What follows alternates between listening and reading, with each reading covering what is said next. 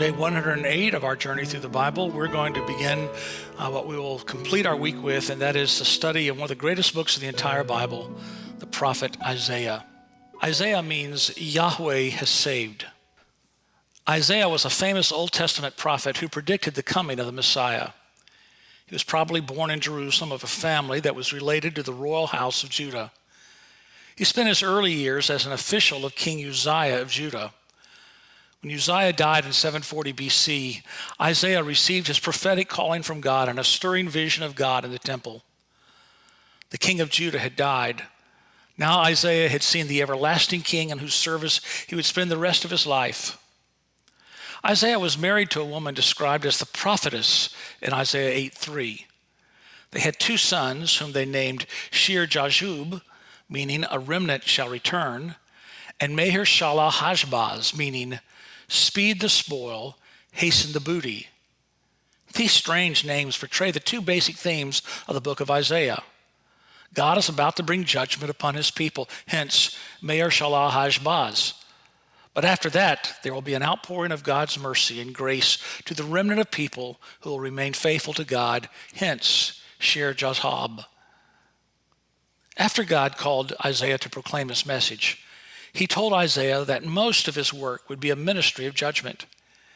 Even though the prophet would speak the truth, the people would reject his words. Jesus found in these words of Isaiah's call a prediction of the rejection of his message by many of the people. Isaiah's response to this revelation from the Lord was a lament. Lord, how long?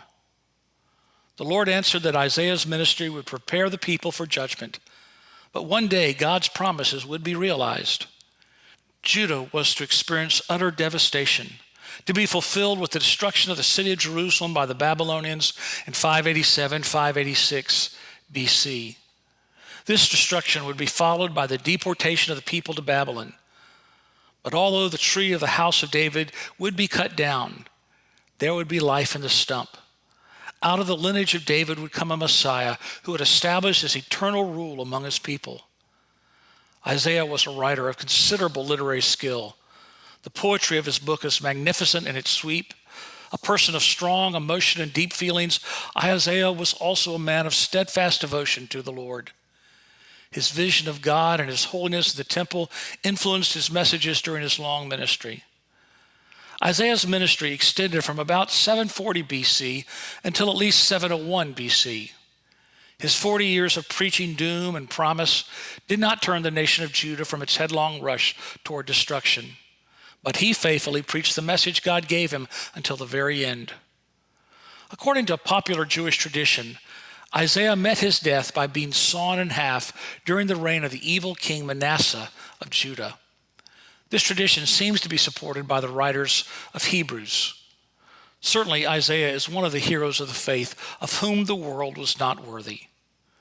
We'll talk some more about this important book tomorrow. Let's finish today by reading from Isaiah chapter 2. Begin with verse 17. And the haughtiness of man shall be humbled, and the lofty pride of men shall be brought low, and the Lord alone will be exalted in that day. The idols shall utterly pass away, and people shall enter the caves of the rocks and the holes of the ground from before the terror of the Lord, from the splendor of his majesty, when he rises to terrify the earth.